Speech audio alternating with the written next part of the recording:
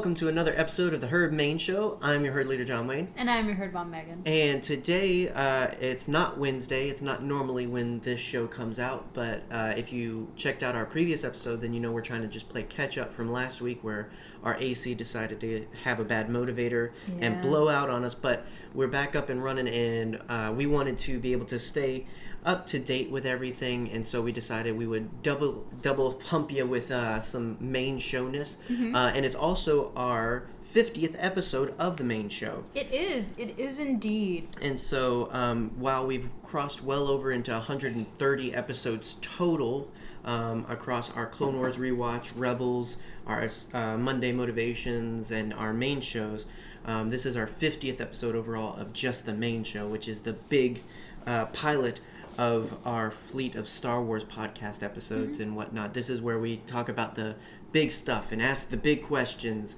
and whatnot. And that's kind of what we're going to do today. We're talking about the big stuff because... Big Star Glider? No. He's a pilot, you know. He is.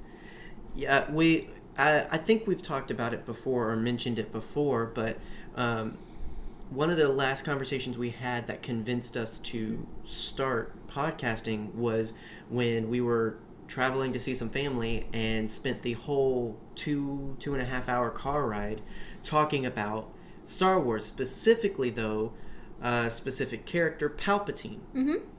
We spent the whole time just talking about Palpatine and what he had going on as a character and all of this other stuff, and just really digging deep and getting nerdy about it. And that was kind of the last straw of like, why aren't we recording this? Why aren't we sharing this? Like, you know, this is cool stuff. Not because we were talking about it, but it's just one of those things like, this would be really cool to put out there. The world needs to know. And start a bigger conversation about. And so from there, then we actually started to talk about actually doing podcasting and making Nerdherder, and here we are 50 episodes later. So we thought that for our 50th episode, usually people do special stuff for 50 and 100 and all this other stuff. We figured, why not go back to basics and go back to the conversation that started it all? Not specifically the same conversation, that was almost 2 years ago now, but and we didn't know a lot of what we know now in terms of, we didn't have that conversation thinking Palpatine was ever coming back or anything. You know, Rebels has happened since then, which you don't know, but I know.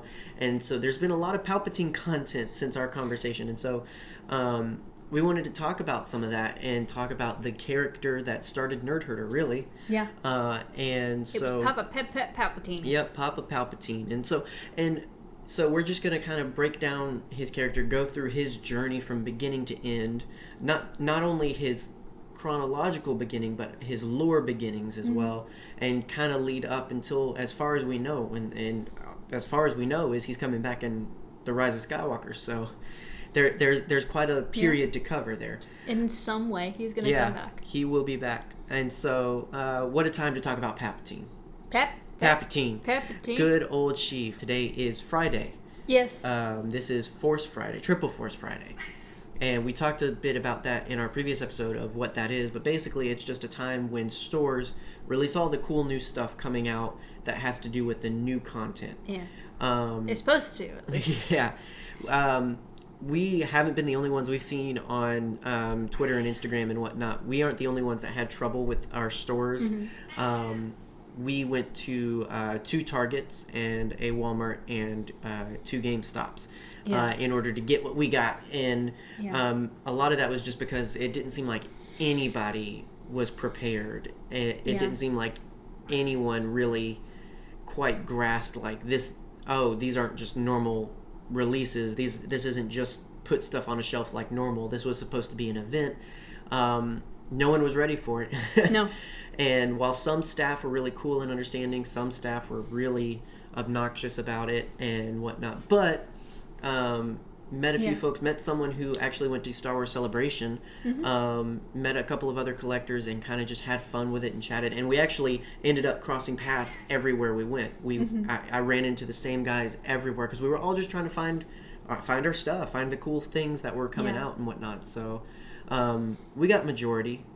You had to use the Wi-Fi's a few times, though. Yeah, you spotted a couple of things, but because, again, nothing was necessarily specially located. It was just kind of, sometimes it was out, sometimes it was just sitting in a box over in the corner. Like, it was crazy. But we got all but a couple of things, and those couple of things I'm pretty content with for now.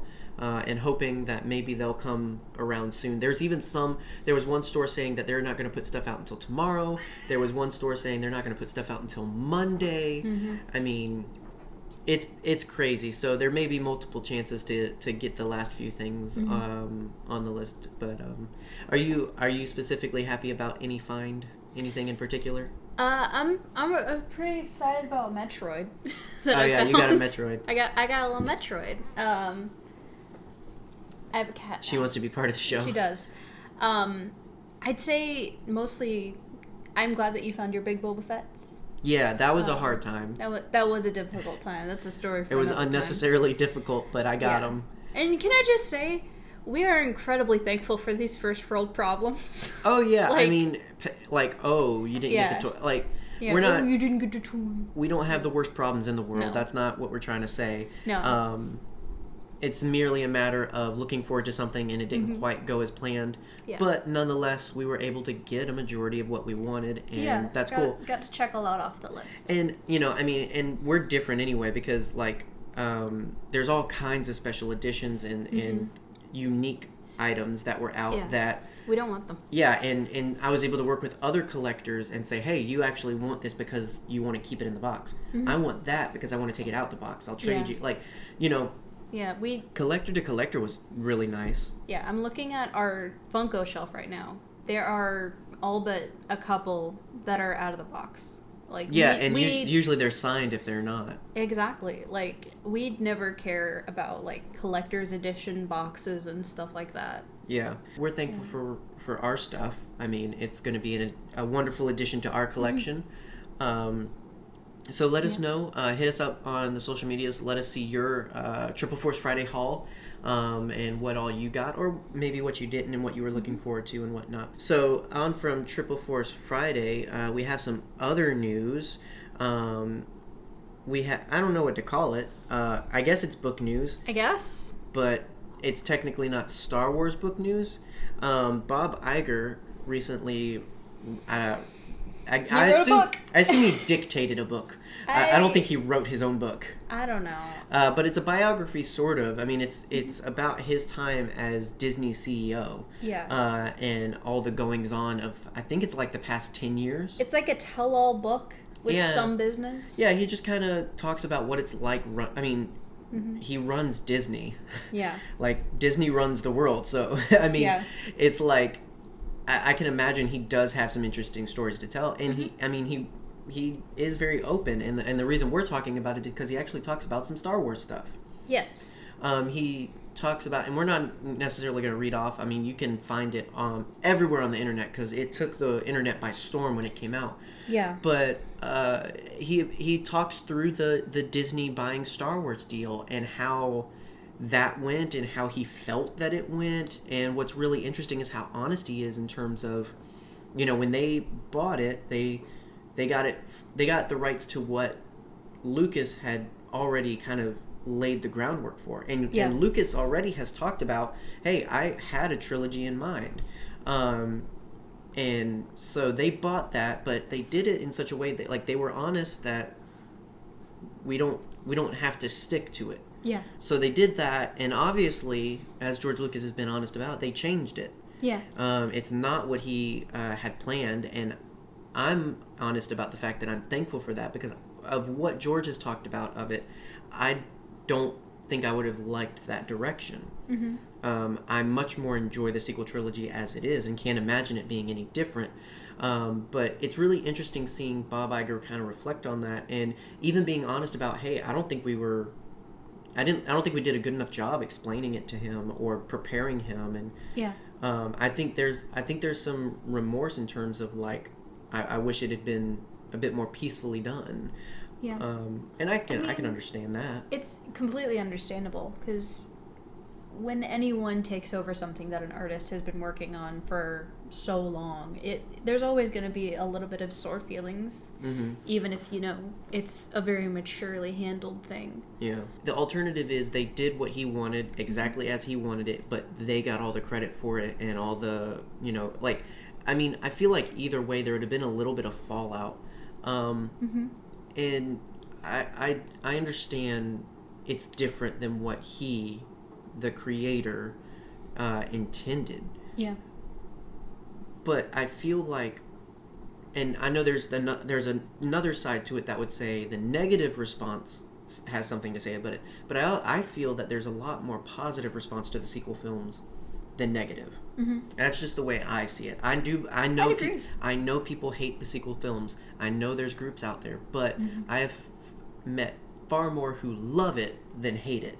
And so, and honestly, if we're going to go down that road of comparing hate to like and using that as a measure of what's good or bad, people hated the prequels too. Exactly. And people still hate the prequels. So, but my feeling is when you look at how much joy there is in what Disney's done so far, and how much people love it and enjoy it, and how much that is Star Wars to some people, can you really be that selfish, George Lucas or anyone, to look at it and be like, yeah, but it's not my Star Wars? Yeah.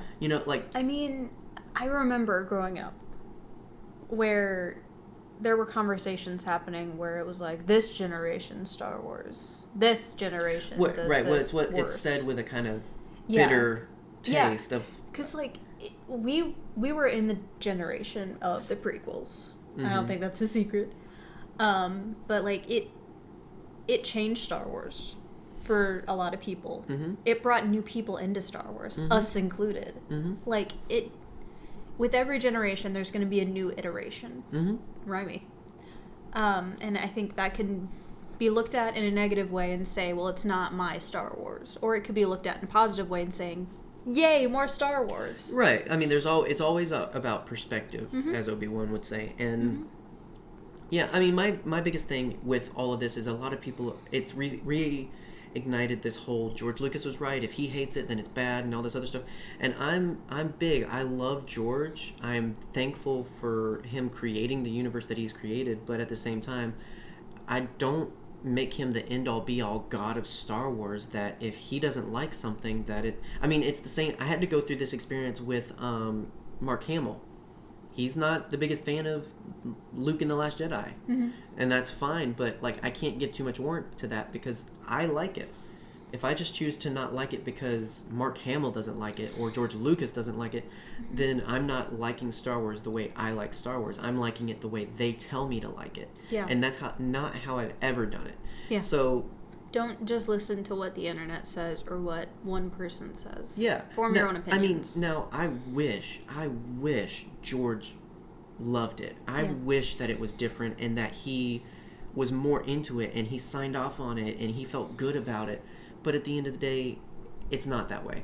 Yeah. Now, it seems like he liked Solo more. It seems like he's enjoying Mandalorian more. He's voiced a little bit more support for those, so at least he's still there and everything. But at the end of the day, I'm glad Disney has Star Wars.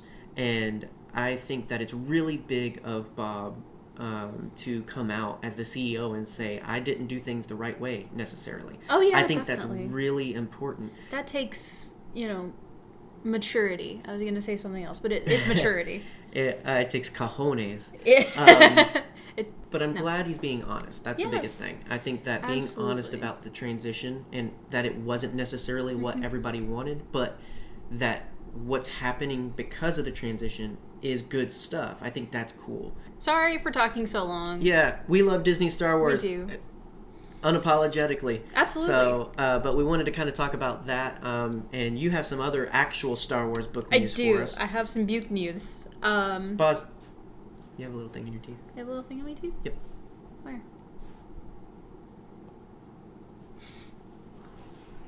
Probably cilantro. Yeah, it is. Do you want the other box? Because you don't seem to like this box as much.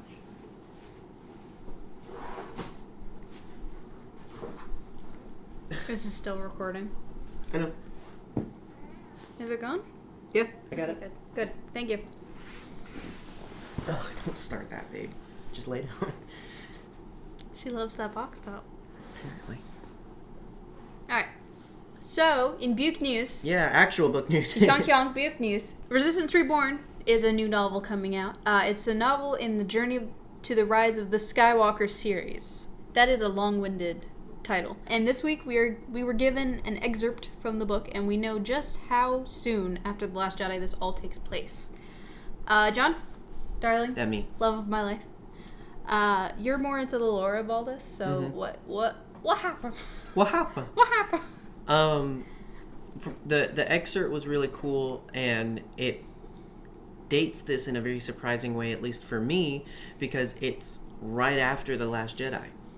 This is right after their escape on the Falcon at the end of the movie, and it's about them rebuilding after all of that, but I didn't expect it to be so sudden. So yeah. But what's interesting about that is, and the excerpt shows Leia and Rey talking about recent events, so we're still the cool thing that we got from The Force Awakens to The Last Jedi is where we left our characters in one movie is exactly where they were in the next movie. Yeah. The Rise of Skywalker is a jump ahead. This is after some time, and so it's interesting that they're bridging that gap with this book and other content to be able to say, even though they're not exactly where they were, here's how they transition. How do you go from only having one ship worth of people left? How are you going to fight back with that? How do you go from this whole, Ben seems pretty daggone lost to the dark side now. There's a lot of circumstances where if we just time jump, it's just okay, you have to assume the history. Yeah. So it's surprising, but awesome that they're doing that because, literally, Rey is working out in this stuff of, I thought I could save him. I thought I could do this other stuff. And Leia's still dealing with the stuff of, I thought so too. Yeah. And, there's just... It's really cool because a lot of times when you finish a movie like that with such big stakes and so much going on, those are the things you're left with is, how are they dealing with this? How are they coping? How do they feel? And so this book... That's a cat. This book is going to deal with some of that stuff, which is really cool. It's right after The Last Jedi. And so, if you were expecting something a little bit... Now, I don't know if that's the whole book, but it seems like it's going to be that whole book. And it's centered around the Resistance trying to reach out to its allies. It's continuing that thing. And that involves Poe reaching out. And if you're a fan of the Battlefront campaign, then Zay Versio and Shriv are also working, and so it's kind of pulling together all of those areas and kind of uniting it in one story in terms of they need help, and that's what this story seems to be about. That's their rebirth, is new blood, fresh soldiers, and more people that are rising up against the First Order. Do you think that's how Zora Bliss, is that her name? I feel like Zora Bliss is a contact of Poe's. Because if you've noticed, whenever Kerry Russell is being interviewed... She mentions Poe. Well, no, he's there. Oscar Isaacs is always with her. Force Friday, the big live stream reveal, it was them together. Yeah. So I feel like she's a contact of his, because we've seen in the comics, Poe has some... underground contacts. That's how he gets some things done, which isn't surprising for Poe's character. No, he's a rowdy boy, a rough boy. So I feel like at some point he goes outside the lines of a real Resistance person and gets some help from questionable means, and I think that's going to be Zora Bliss. I think maybe somewhere they maybe get split up or something like that, and she's their ticket back to the group or back into the fight or something like that. Or maybe they need some weapons and go to her. But I feel like she's going to help them in some way. So as we mentioned in our last episode, for the month of October, there's a cool new series, one of our favorite comic series out. Last year it was Tales from Vader's Castle. It's a very Tales from the Crypt, very creep show kind of style of... It's scary stories to do with Vader's castle. It's like what you would tell around a fire or something like that.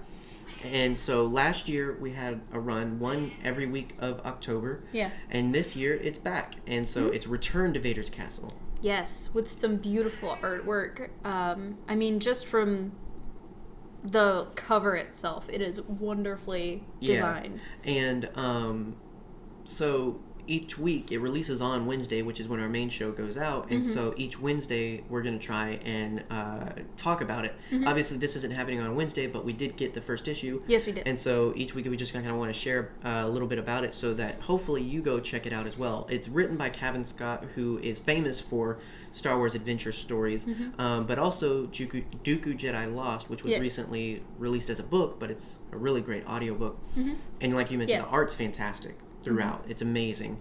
And the first issue has to do with Maul, which is really interesting. They're starting strong because they have a lot of interesting characters: Ventress, Jabba, Tarkin, Maul. I could hear the voice in my head as I was reading, and I was like, ooh! Yeah, well, and what's interesting is it's Maul during his time on Lotho Minor, when he's got the spider legs and is very crazy. Very cool. And, you know, he's just not complete. Yeah, I've been wanting more Spider-Boy, my metal husband content, and this, it was very good. Oh, yeah. It was very good. It's really cool, and it's a really good, I mean, it's a one-issue story, so it's just a little thing, but between really cool art and some interesting story bits, I mean, they give good reasons why he's there and what happens, but it takes something that was naturally scary. I mean, even in the Clone Wars episode where you see him scuttling so about, cool. It's prime spooky Star Wars stuff, and so they take that and just expand on it, and you know he's the devil in the darkness and all this other stuff. It's like it's really cool. And so started strong. So if you have a local comic book shop, we recommend it, or Comixology. Support local. Yeah. And or Comixology. We have both. We have both. You know, there's not always a guarantee that we get what we want, so we always back up with a digital copy. But definitely for the art alone, being able to just display it, highly recommend you check it out at your local shop. All right, so like we mentioned at the top of the show, we are talking about Palpatine, and obviously there's a title to the episode, so you should know that. But time up, pep. Yeah, and you know, this isn't to say like this was a big conversation for us, but that's. I mean, people should know by now, if you're a regular listener, Palpatine's not necessarily our favorite character or anything. No. Like, I'll tell you kind of how I remember the conversation coming about. I think it was just, I had a question about how Palpatine did something. Like, well, a big part of our conversation was Order 66. And it was to do with, like, how the clone changeover happened and everything like that. Yeah. And by that point, you hadn't gotten into Clone Wars, so no, I hadn't gotten into Star Wars as a whole, really, at that point. Yeah. Well, yeah, not as religious as now. I mean, you know, more by osmosis and just listening to you talk about stuff. And so we just kind of talked about how Order 66 worked exactly and how he did everything, and it was a lot of even appreciation for. I mean, his plan was clever. It was very super clever, and so it was a lot of like just back and forth on how he did it and what he did and all that stuff. And yeah, I mean, before we knew it, we were home. Yeah, well, the thing is, I mean, whether he's a favorite or not, he is a very great and layered and thick topic of a character. Like, I mean, there's so much. There's so much to talk about his character. I mean, he spans every generation of Star Wars now. He is so influential that his influence has been all in over. Everything. Yeah. And so, I mean, like, there's so much to him to discuss, to analyze, to understand, and all this. And we're still learning more. There's still plenty of gaps in his story that we don't know.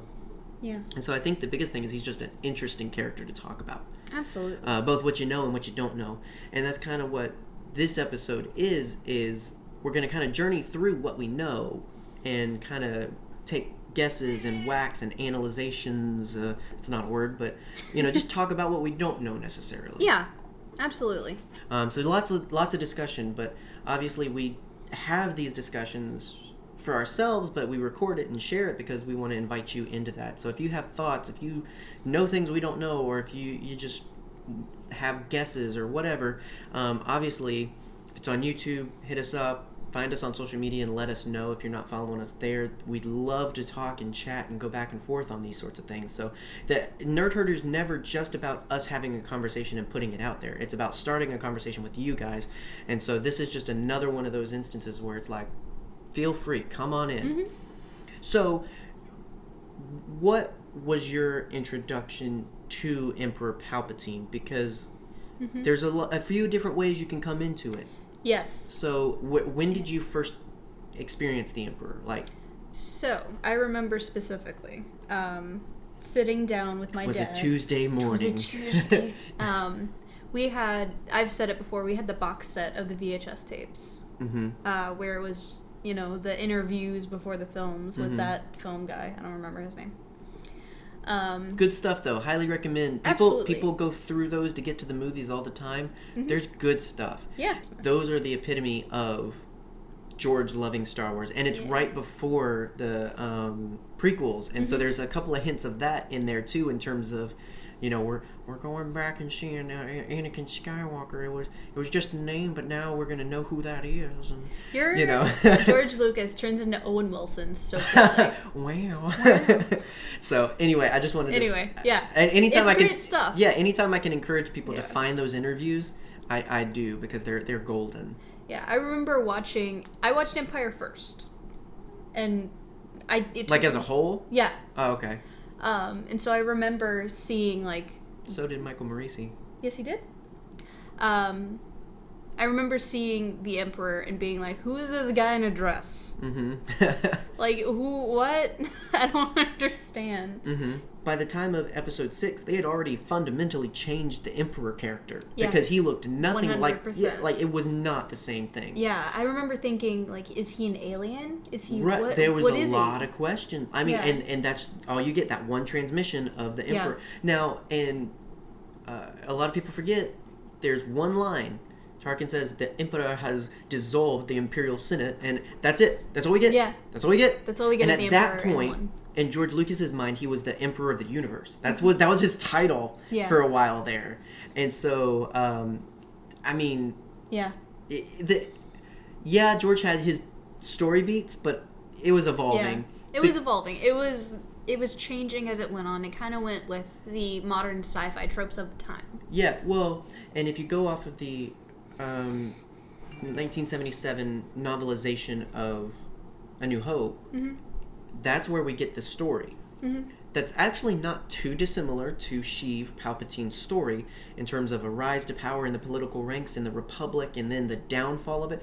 But in George Lucas's original drafts and ideas, he was coerced into that. He wasn't a bad guy. He was turned into a bad guy. And he was just a evil political person. He wasn't a Sith. He wasn't a lightsaber wielder. He was just a dude. Yeah. I think it's kind of interesting that the Emperor doesn't pick up a lightsaber once in the original series. Yeah. And we'll talk about some of that, because it, he didn't feel like he had to anymore. Honestly, kind of didn't need to, but no, and that's what I say. There's elements of that's going to play in later, especially when we talk about his story in the prequels.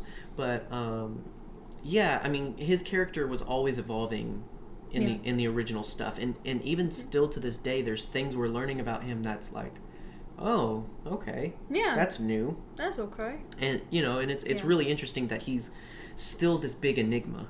He's still this big question mark. We know he's bad. We know he's evil. We know he's But where dark. did he come from? Where did he come from? Where did he go? Where did he come from, Cotton Eye Joe? Yeah, that's kind of the primary. That's technically the appropriate introduction, in my opinion. If you follow the story, you're first introduced Empire. That big question mark of who the heck is this guy? Yeah. Why is he in charge of Darth Vader, who's supposed to be the big bad guy? And all this other stuff. But a lot of people too are more introduced when he's most visible is Return of the Jedi. Yeah. When he's finally presented as this real he's the big bad guy. Yeah. He's the one over everything. He's the one who everybody's afraid of, and all this other, and he's also the most powerful at that point and everything. And so but then, I mean, every time we meet Palpatine, it's something new. Yeah. You know, going from he's just the mysterious guy on the hologram, sounds familiar to Snoke, that everybody got crazy about. And people forget, Palpatine's hologram was huge too. It was. It was big too. It was real big. So that there's a lot of parallels. I'm just saying. What are you doing? Oh, picking up cat. But you know, then he shows up in the next one, and he's a maniacal, evil guy with lightning fingers, and then he's a politician, and then he's a lightsaber expert, and then, you know, like there's just always something new with Sheev. Yeah. He's always got to outdo himself with each appearance, which is interesting for his character. And so kind of with that, so thinking to his beginnings, we don't know a lot. We don't know about young Palpatine. Yeah, we know he's from Naboo, and that's it. He has been a senator for many years, has a lot of influence, a lot of character in the communities of Naboo. Like, people love him as Senator Palpatine of Naboo. He's a very powerful political guy. That's about all we know. I mean, if we get into legends, which we're trying to avoid, there's a lot more there. Yes. But all we really know is at some point, young Palpatine interacted with Plagueis, who supposedly taught him everything. And that was sort of his beginnings down the dark side path and whatnot. What do you think young Palpatine was like? He strikes me as one of those kids that was like that kid, you know, where he was always the perfect one with the straight A's, and he came from an affluent family and that kind of thing. But what would be interesting is if he didn't. Like, he was a street kid that was picked up by Plagueis and taught the ways. That would be interesting to me. Like, I feel like we have a lot of characters in fiction in general that are smarmy boys from smarmy homes. Well, like, you know, very Dooku. I mean, he had even though he grew up more as a Jedi than anything, he still clearly inherited his family's lifestyle choices and demeanor and whatnot. If we got a young Palpatine story, which I would be very in favor of, kind of more than Obi-Wan Kenobi, who would you like to see kind of take that role, and where in his life or his early years would you like from kid to adult, or would you like to just jump to almost in political power kind of part of his story? Like, where do you see that? I definitely being think more interesting? I think we need context to his upbringing at first, definitely. And once that's kind of established, I think it would be good to move on to where he kind of started sowing the seeds of his political prowess. Yeah, like, I would love to know the beginnings, like, because what's really interesting about evil characters is not that they're evil, it's how they become evil, how they become enveloped in this evil, because you know, while evil can come down to choices, evil's not a lifestyle initially. Like, Palpatine, I don't believe, was always like this from the beginning. I feel like there's things that happened to lead him here. It's like when Dr. Doofenshmirtz tells his backstory to Perry the Platypus. He's like, on the day I was born, my parents didn't even show up. That kind of thing. Yeah. Like, that's hilarious. Right. That's what makes Dr. Doofenshmirtz the best character in Phineas and Ferb, in my opinion. And so, I think it'd be interesting to start from the beginning and journey there. And really, what I'd like is it lead up to the point that where it ends is actually he gets the job offer of, hey, do you want to be senator? We already know where his story goes. He becomes senator, and eventually, as senator, he starts the plot of the prequels. So I think the most interesting thing is he doesn't win a battle, he doesn't beat an adversary, but I think the main goal and how we can have our ending, if we ever get these kinds of stories, would be the end. You know, how's Senator Sheev Palpatine sound? You know, and cut to black. It's Yeah. because you can immediately go from that into episode 1. Like, you can immediately go into the prequels from there. Mm-hmm. So I think that'd be interesting. Do you have a typecast in mind? Like, do you have a face in mind of who you would have as young Sheev? I don't know. I feel like Ezra Miller can do evil really well, but at the same time... Well, much like Ezra Miller, I feel like Palpatine wears heels when nobody's looking. Everyone looks when Ezra Miller wears heels, yeah. Because he rocks them. I can't get Matt Smith out of my head. I know. I can't get Matt Smith out of my head. Once it's suggested, it's like an earworm. He would be fantastic in the role of a young Palpatine, especially that back and forth duality kind of personality. Yeah. There's a really great episode of Doctor Who where he plays a mind-controlled doctor and the doctor. And so he's playing good and bad, and it's so well done, and I mean, it's so Palpatine. So moving on from there, we get into more of what we do know. That's the most question mark stuff of Palpatine's story, but so far, as far as what we do know in terms of he became senator at some point, and that's when he started his plotting. He influenced multiple things to all align just perfectly to where he could enact his plan of basically he broke the system. The system was already broken, but he helped it break further so that he could come in as the person that was going to put it together. What he didn't tell everybody is he was going to put it together the way he wanted. Yeah. Not the way that would benefit the galaxy, obviously. Yeah, I am of firm belief that Chancellor Valorum started off as kind of a good guy, but with some... Every politician starts as a good guy. Yeah.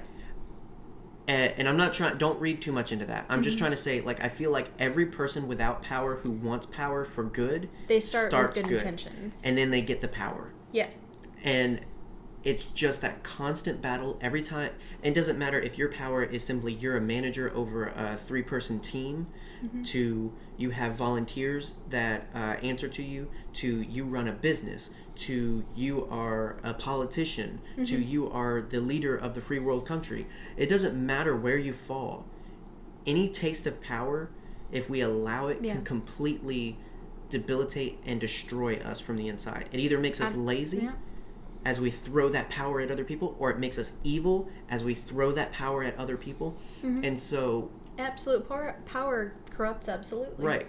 And so it's this constant balance thing of where you've got to lead, but not out of power, out of influence. Yeah. You know, and ultimately you should lead for the greater good.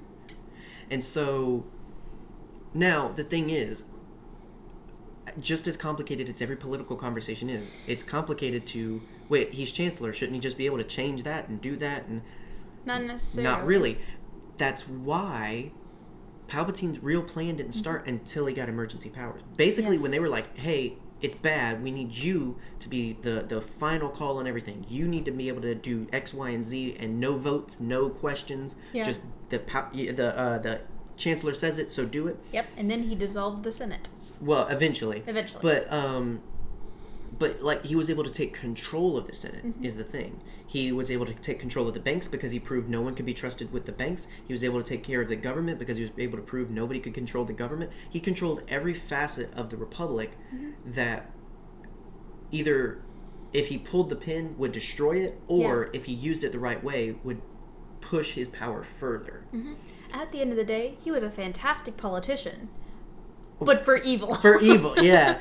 But that's the thing, is it's just like he exploited a system. Now, and that's what's so crazy about his manipulation. In the Force Awakens, in the Phantom Menace, he doesn't say anything that is a lie.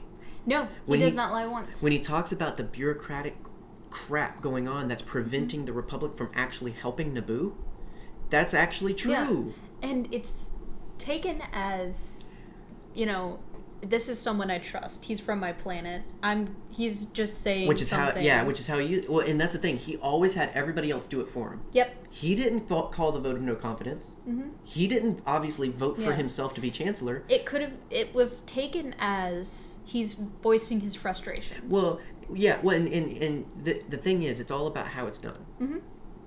It's not so much of, here's what's happening, but it's this is why it's not going to work. Yeah. You know, he was saying it in such a doubtful way that he was able to twist it just enough to where he's not going to get it done. You need someone that can get it done. And at no point, again, does he necessarily throw himself out there. Now, obviously, he had backups. He had relationships that were like, you're going to vote for me, right? When this goes down, you're going to vote for me. It's like the whole room where it happens, like Hamilton Burr situation. And so... Not Hamilton Burr. Hamilton Madison. He basically observed what was wrong with the system, and instead of making it better, simply allowed it to get so bad that it was handed to him like, can you fix this? Yeah. Yes. And, you know, and that's my biggest thing with Palpatine is he was handed all the power. Yeah. They gave him the Republic. And at the end of the day, I mean, I'm not trying to say that the people are to blame. Obviously, he manipulated it to that point. But he never took power so much as he just did with what people gave him. You know, he didn't say, the army's mine. They were like, hey, Palpatine, can you do this? Yeah. Sure. You know, and he was working in everything, but at the end of the day, he made it so that he was, for all intents and purposes, without sin. From the outside looking in. If you dig too deep, you'd see it. But from the outside looking in, Palpatine was the victim. He was just the one that was trying to work hard to keep it together. And, you know, like... So, I mean, his whole rise to power throughout the prequels, his whole political game. It's fascinating and really just it's terrifying. It's scary. Because that could be real. That could be real one day, unfortunately. It may be real. He's not smart enough. No. But... It, you know, of course it could, not him. It could get. It's why politics and a total control government is so scary, because that's what he did. Is he slowly took so much that everything went through him. He was emperor before he was emperor. He was emperor as chancellor because he had all the same power, and so the difference was when the people gave it to him versus when he simply did what he had influence over. Yeah. Once they gave him everything, the shroud was lifted. The shroud, you know, there was no hiding his real intents and everything. Like that.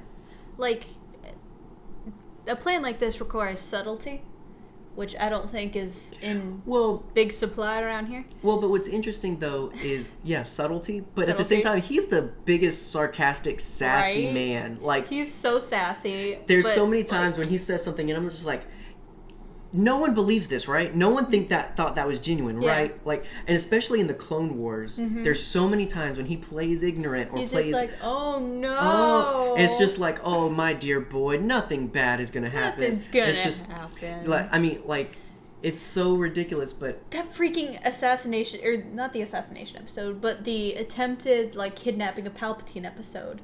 In the original Clone Wars? Yes. Yeah, when he just walks up to Grievous and is like, "You listen here, Robo Man. How great. Dare you?" Because Grievous didn't know. No, and he loved that. Well, and two, it comes out when like Palpatine is actually kidnapped, and he's like, "You wouldn't hurt me. What would your master think?" Like, that stuff where it peeks through, and he's just. Here's the thing. He's so goofy. He was never worried. No.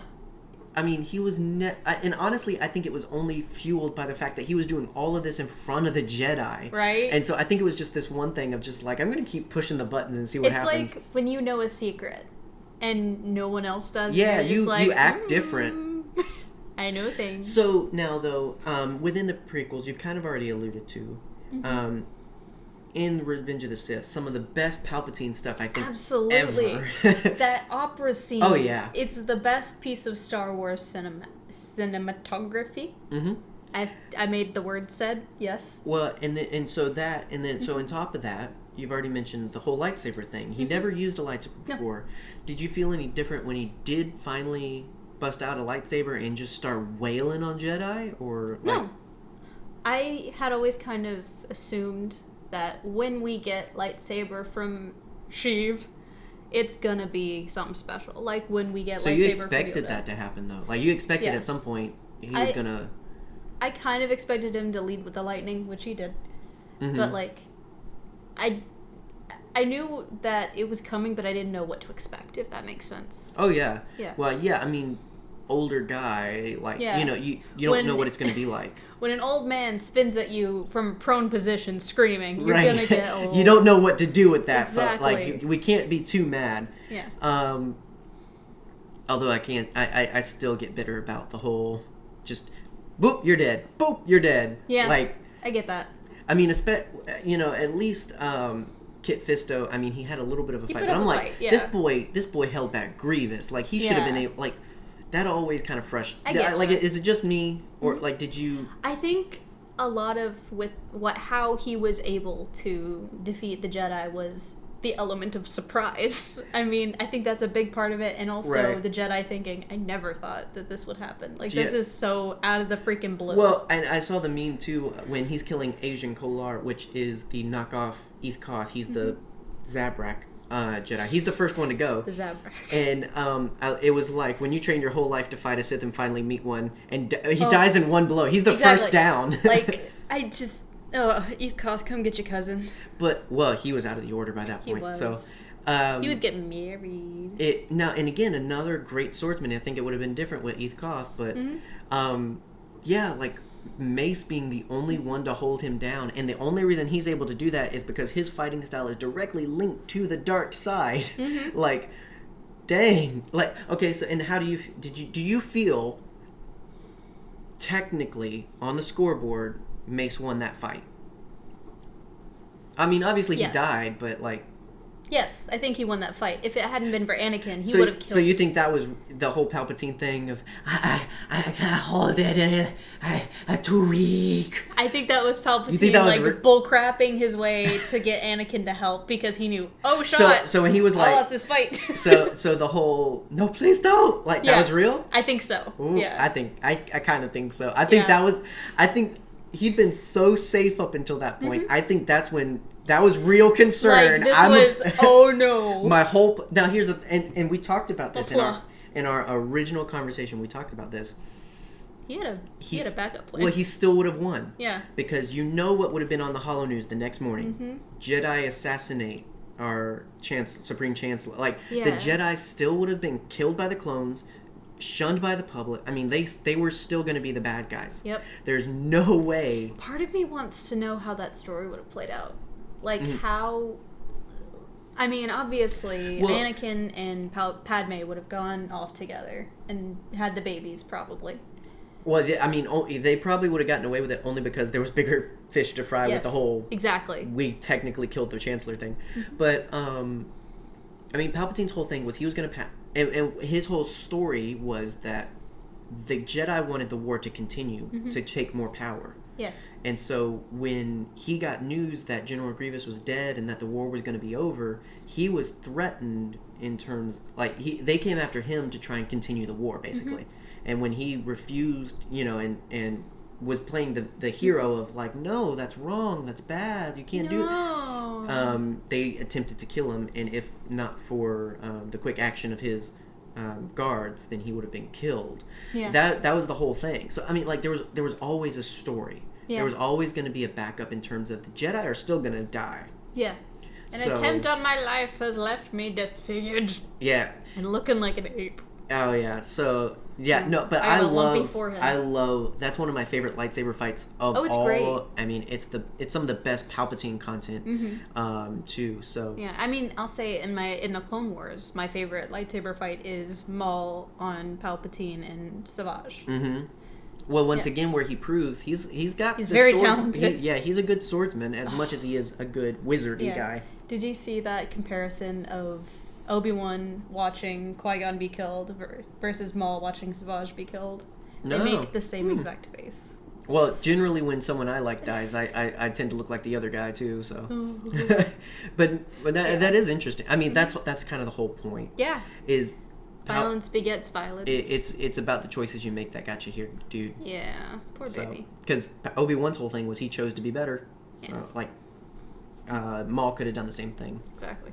So, moving on to what we're more familiar with. This is the Palpatine we were first introduced to with Empire, Return of the Jedi. Now we've got the Emperor. He's got all his power. E, Emperor. He's done all his stuff. When you went from A New Hope, no Emperor, to Empire Strikes Back, there's an Emperor. Surprise! Did your child brain acknowledge that or do anything with that, or was that just kind of like, okay? I was like, oh, it's the guy in the dress. And then by that point, they were doing a lot of re-release of toys and stuff like that because, yeah. Yeah.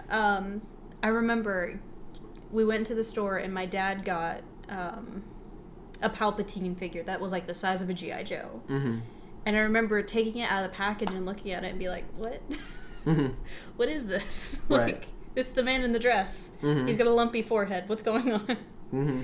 And then you would lift up the dress and he had noodle legs. Noodle legs. I remember that. Anybody else remember that? Because he was posable. You could put him in a throne. Uh-huh. Yeah. Noodle legs. Noodle legs. Noodle legs Palpatine. That's what they call him. Nudes. So what about with Return of the Jedi? Mm-hmm. Arguably... Yeah.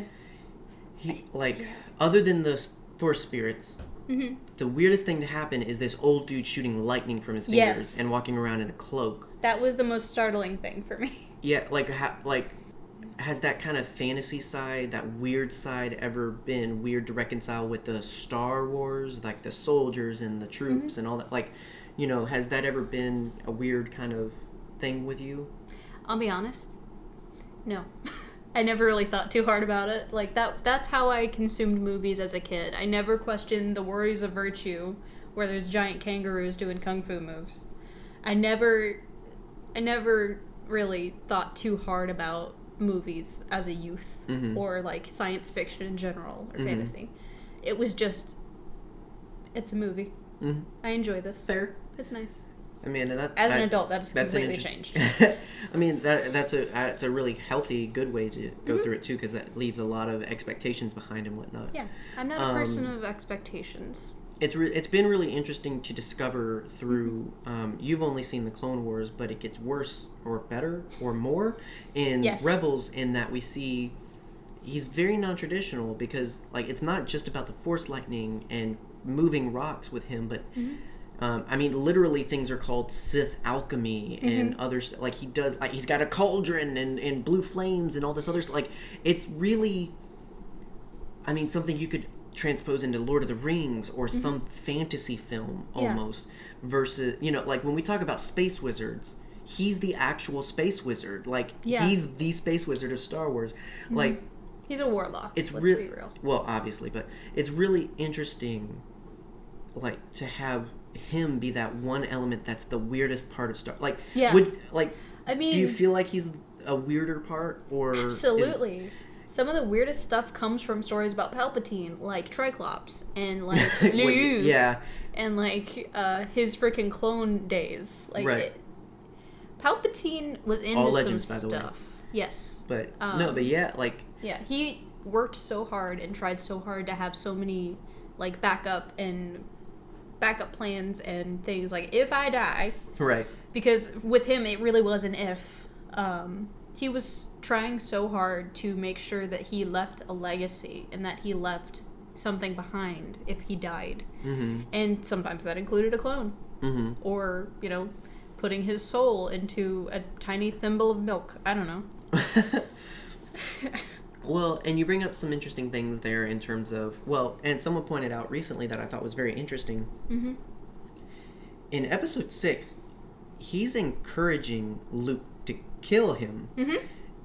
And even if we go back to our previous conversation where I think he was legit worried there, but mm-hmm. he was really landed on the line of he could have gotten killed by a mace right there. And I think the reason he was so concerned is that he didn't have the chance to do something yet. They caught him off guard. Right. Well, I don't. Between episode 3 and episode 6, there's something a very happened. Different attitude. Yes. And it's almost as if there is everything's about to die. I mean, I'll still screw over the Jedi, but this is it. Mm-hmm. My life legacy is I'm the one who destroyed the Jedi.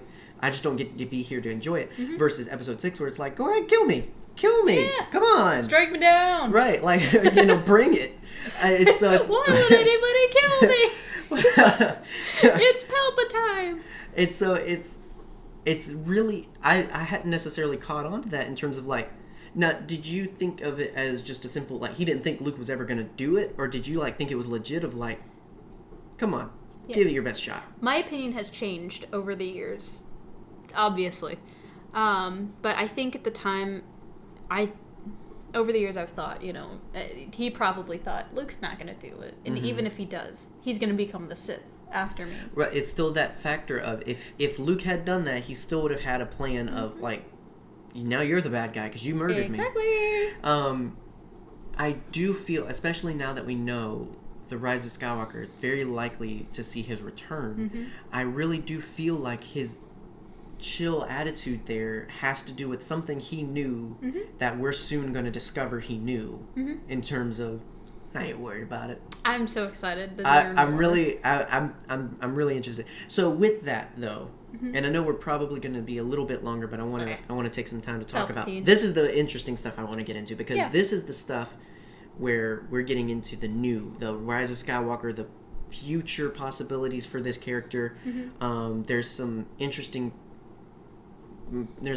possibilities to be had, and while we don't really know anything, we can definitely chat about it. Definitely. And have some fun with it. So we can theorize. If we look at it from a certain point of view, Palpatine had everything he wanted by the end of the original trilogy. Yes. At that point, he had been Emperor for 24 years. And if you add his time as Chancellor, where again, technically he had the power of the Emperor, but he was just being nice about it, that's 37 years of ruling, having complete and total power. Ultimate power, one might say. If we can look at it from that perspective of world domination, galactic domination, he got what he wanted. So usually a character returning, coming back from the dead, or something significant like that, is because there's unfinished business. Do you really think there's unfinished business? Like, I mean, again, he ruled the galaxy. He had his time. So if he's coming back, what for? Just to rule again, or... What if? Let's put on our what if caps. You got one on? This is my new hat, by the way. Make sure your what if caps are on and don't judge. What if he was summoned? What if he didn't come back as much as summoned? I'll say. Okay. That was some of my early theories. I don't believe in anymore as much, just because my original idea was something that Force Center Pod introduced is, what if Richard Grant's character is some sort of, he's not First Order, but he's some sort of like Sith acolyte, and he's the one, there's like this dark side cult that basically resurrects Palpatine. It's not necessarily Palpatine himself bringing himself back, it's that his followers brought him back. What if I still like that. Yeah, what if they hit a wall with the First Order and they're like, we can't win this fight at this point. We need some help. I like it more if the First Order doesn't even know what's happening. Like, I like the idea of, this is outside the First Order. I like this being something that we don't think the First Order's doing it right. We don't feel like they inherited the right to be the new Empire and all this other stuff. We need the only one who can make it right. Yeah, it's Thanos style.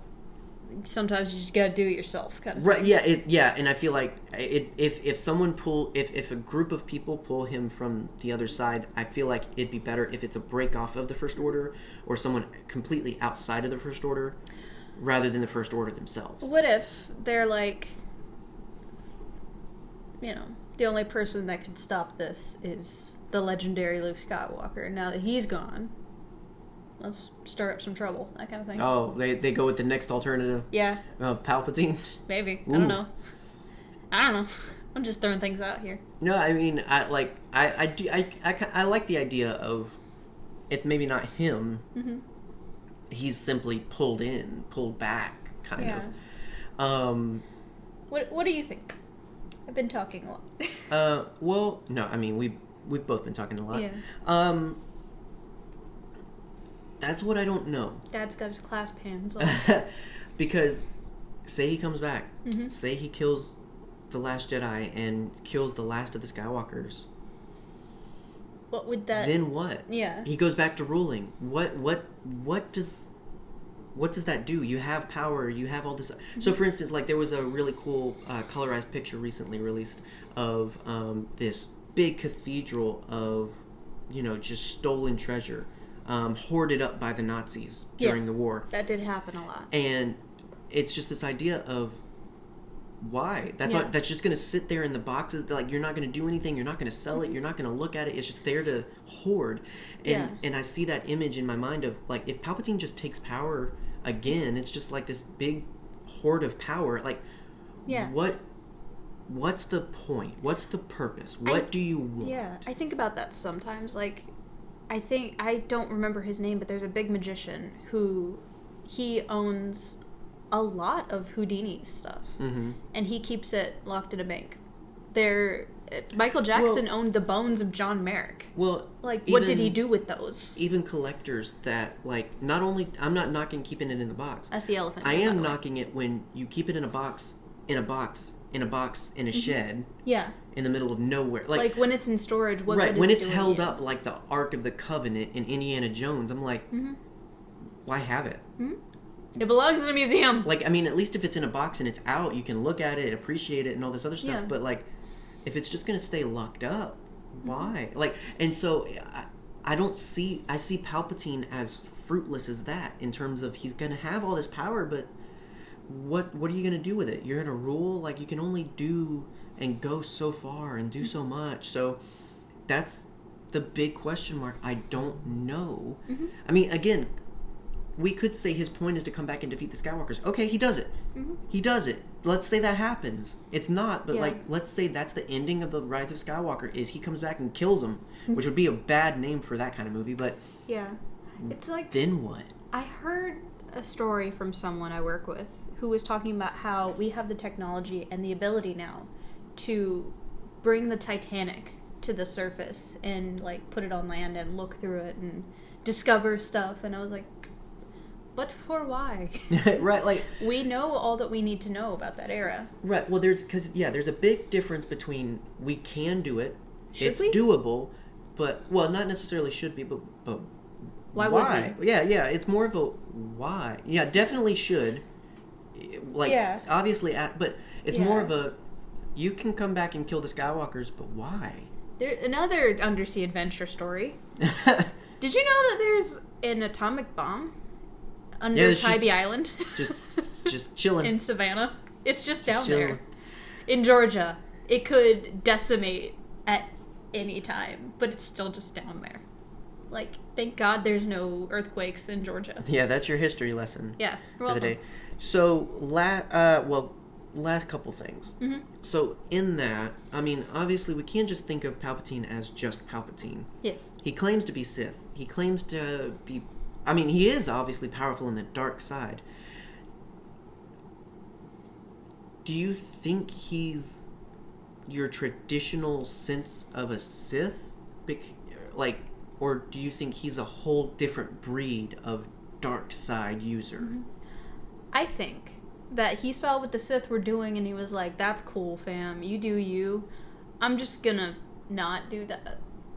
Like, there's gonna be no rule of two because I'm going to be the ultimate power and no one's gonna kill me. Yeah, it's this idea of why in the heck would I get this power and pass it on? Exactly. Like, he never had an intention to train Vader in the ways of killing him. Like, he never intended for Vader to take his spot. Well, yeah, like, that's the thing. We know from the fact of the Aftermath books, we know from Battlefront 2's campaign, we know from so much, he had a plan in place. If he died at any point, everything was going with him. Now, do you think that's the plan of someone who has a return ticket, or someone who's just really bitter about, well, I might not be immortal, but if I die, you die? You know, like, how do you feel? I think he's petty. He's just, like, super petty. Yeah. I think the icing on the cake is he comes back 30 years later. Yeah, though. I lived. Right. It's just like, it's like the eat crap and die. No, Jim. Eat crap and live. If you don't get that reference, just... watch the movies. So, yeah, I agree. I don't think he's necessarily Sith. So that raises a couple of different interesting things. Do you think it's going to be hard for us to accept a true traditional Sith if we ever get one? Because it's not... I mean, like, when you think of Sith, who do you compare... Like, when you, like, oh, you say you're a Sith, let me compare you to this Sith. What, like, who's your comparative Sith? I'll be honest, I don't have one. Because, like, I think of... I guess I asked that like that's a normal thing. No, but, like, I think the quintessential Sith, the world's greatest bad guy is Darth Vader, but even he wasn't the ultimate power. True. Like, he wasn't the ultimate Sith, because he was still dealing with a lot of, you know, held back emotions from his business. Yeah. Like, he's a different beast too. I mean, he's just a whole like, I don't think we've ever seen a traditional Sith. No, not in our current canon. And I do think it's going to be interesting the day we get a Sith that is truly Sith and not just evil bad guy with dark side powers. Yeah, like we've seen Alkalites, we've seen Grievous. He's in a we've seen category bad all of people. his own. Like, we've seen bad people, but we've never had a Sith. Right. So I think that would be some interesting storytelling. Now that said, we're not including legends in this, by the way. Yeah. Now that said, do you think we will ever get a Star Wars story where the ultimate bad guy, and I'm not talking about a one-off, I'm not talking about one book or one comic, I'm saying in a time period. Obviously, you know, so we've got the Skywalker saga. Who's the big bad? Sidious. Sith, bad guy, evil dude. Let's create some Old Republic era. And don't think of the games or anything. I've never played the game, so that'll be easy. Do you think there would ever be a Star Wars where the bad guy and the good guy are not Force wielders? Because right now we keep making it like the ultimate threat and the ultimate hero. They have to have the Force. Yeah. They have to have a lightsaber. You know, like... I kind of hope that The Mandalorian is going to be like that. I have faith it will be. But see, again, that's small. I do agree. I think that's a step in the direction. But, like, I want a whole big war. I want a big drawn out... You want The Mandalorian war. Yeah, like, I want a big scale conflict where somebody at the end of the day with a lightsaber doesn't come out and save the day, or isn't the ultimate, like, oh, we're winning until the guy with the lightsaber comes out. Like, I want Jedi and Sith away from my stories for a little bit, if that makes sense. Like, because, again, like,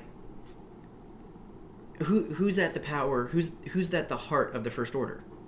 Snoke. He's not a Sith, but he's definitely not just your average military strategist or anything like that. Yeah. Who's his top dog? Kylo. Definitely not just a soldier.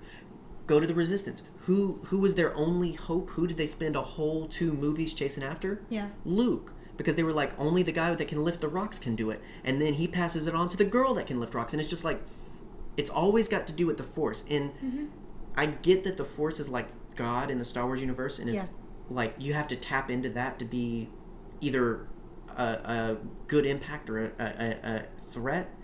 But, like, I just want to see a time when it's just dudes and dudettes and just not wizard stuff. I want to see somebody throw a punch. Yeah, like I want the military leader to be a military leader, not a Sith. You know what I want? I want the scene in Is it Temple? No, it's not. It's Raiders of the Lost Ark, where there's a novice lightsaber wielder or something, like, just flipping it around and doing this, and then someone just gets a blaster and shoots him in the head. Like, and that's the end of that. Like, there's no force powers or anything. Yeah, like, I like stuff like that where it's like, you have a lightsaber? That doesn't mean anything. Yeah. You have the Force? That doesn't mean... Like, I want... Because it's such a deus ex machina of... Why do you win? He had the Force. What do you think? Like... you know? And I mean, yeah, Order 66 is a little different because that's the first time we really see Force wielders overtaken by military might. Honestly, though, that's just because of the element of surprise, I think. I don't think that's necessarily bigger than that. So... Yeah. As much as I love the traditional story beats and elements of Star Wars, I love storytelling that breaks the bounds. I love that. I just want heroes that are just rough and tough people. They aren't elegant with a sword, or they can't use their mind necessarily, but they're, you know, about the right things. And I want bad guys who are just bad, and they just have power, but they don't necessarily... They can't just float you around the room or stuff like... You know, I want something different. And I think when we've been so Force heavy, so Sith and Jedi heavy for so long, I think we're definitely due a time in Star Wars where we see the rest of it. Yeah. You know? I get you. I just had a thought. Okay.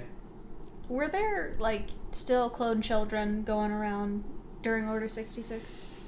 I mean, there would have been probably some. I mean... Were they activated too? Ooh! Yikes! Probably? Probably? I mean, it's inserted at the, like one of the trimesters. Yeah. So, like, it's inserted when they're they're babies. They're baby babies. They're baby babs.